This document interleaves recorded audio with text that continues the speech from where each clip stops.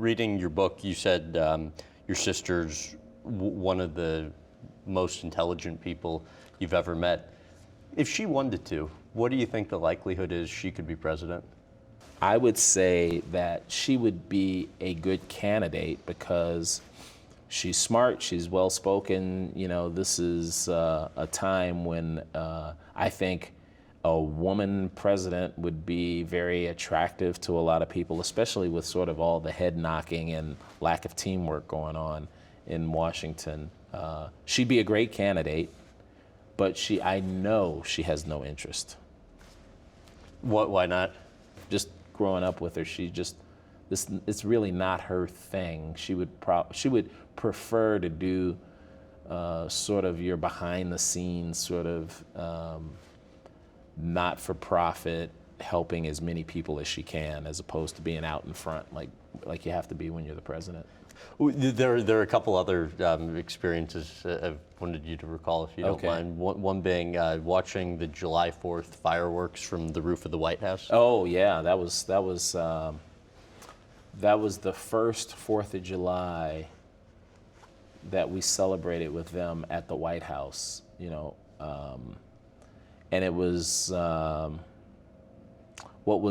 it was just sort of the first time spending an extended period of time at the White House, because we had been there for the inauguration, but that was a quick night. And then because of my season, I couldn't get back out there until July, and we took the kids out there. And what struck me was standing on the balcony watching fireworks, and you see the Capitol, and you see the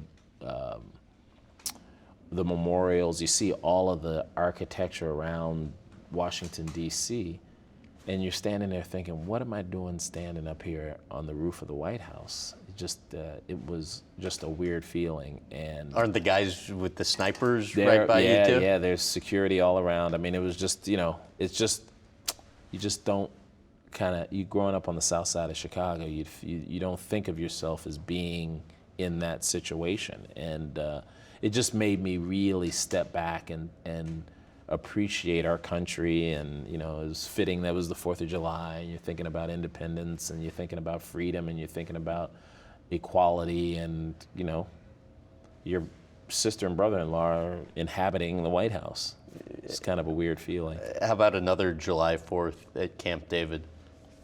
Yeah, well, you know, yeah, Camp David is great because you guys have a lot of fun there, I understand. Yeah, because you really feel like my sister and the president get to really relax like normal folk relax, because I just don't think they get much time for relaxation. I know, you know, even when he's relaxing, he's working part of the day, but yeah, we spent the 4th of July at Camp David with all the kids and swimming in the pool and doing fun stuff, and it reminds us of being, you know, back in Chicago in summers when we were, you know, just doing family things, playing games and watching movies and having fun with the kids. Sleeping in the Lincoln bedroom? Yeah, that happened the first night. That was inauguration night of the first time around, and you know, I like history now that I've gotten older, so I know some history, but you know, to be in that Lincoln bedroom, and then, you know, you see a copy of the Gettysburg Address that's in the desk that's in there, and you're just like, man, just think of the people who have been in this room. And I end up in the Lincoln bedroom just because it's the longest bed, so it's the one I fit in.